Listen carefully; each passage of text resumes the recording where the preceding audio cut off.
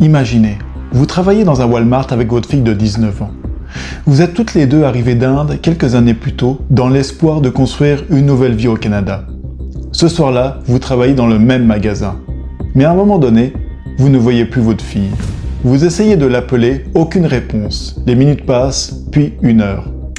Vous commencez à vous inquiéter. Vous la cherchez dans le magasin. Vous demandez à vos collègues s'ils l'ont vue. Personne ne sait où elle est. Jusqu'à ce que vos recherches vous conduisent vers la boulangerie. Et plus précisément, vers un immense four industriel. Vous ouvrez la porte. Et à l'intérieur, vous découvrez le corps de votre propre fille. Cette jeune femme s'appelait Gurinsan Kaur. Elle avait seulement 19 ans. Le 19 octobre 2024, Gurinsan travaille au Walmart de Mumford Road, à Halifax, en Nouvelle-Écosse. Sa mère travaille elle aussi dans ce magasin. Ce soir-là, vers 21h30, les secours sont appelés pour ce qui est d'abord décrit comme une mort soudaine. Mais lorsqu'ils arrivent sur place, ils découvrent que la jeune femme est morte à l'intérieur d'un grand four industriel de la boulangerie. Un four suffisamment grand pour qu'une personne puisse entrer entièrement à l'intérieur. Et forcément, une question va immédiatement se poser. Comment une employée peut-elle se retrouver enfermée dans un four industriel sans réussir à s'en sortir? Sur les réseaux sociaux, les théories commencent rapidement à circuler. Un accident, une défaillance du four, une négligence, ou alors quelqu'un aurait volontairement enfermé la jeune femme à l'intérieur? Pendant plusieurs semaines, la police reste extrêmement prudente. Les enquêteurs interrogent plusieurs personnes, ils analysent les images des caméras de surveillance.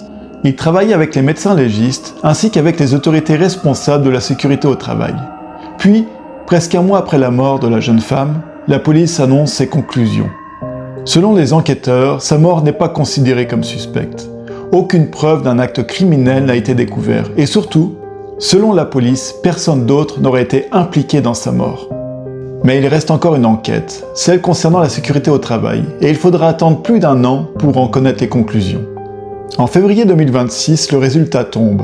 Après une enquête approfondie, aucune violation des règles de sécurité ayant contribué à sa mort n'est découverte. Le four est inspecté, et selon les autorités, il fonctionne normalement.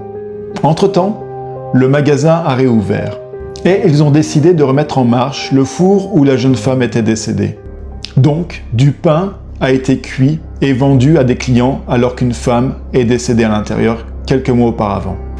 Aujourd'hui, officiellement, pas de meurtrier, pas de défaillance du four identifiée, pas d'infraction de sécurité ayant contribué à sa mort et aucune personne impliquée. Pourtant, il reste une question extrêmement simple. Comment une jeune femme de 19 ans a-t-elle pu entrer dans ce four et ne jamais réussir à en sortir?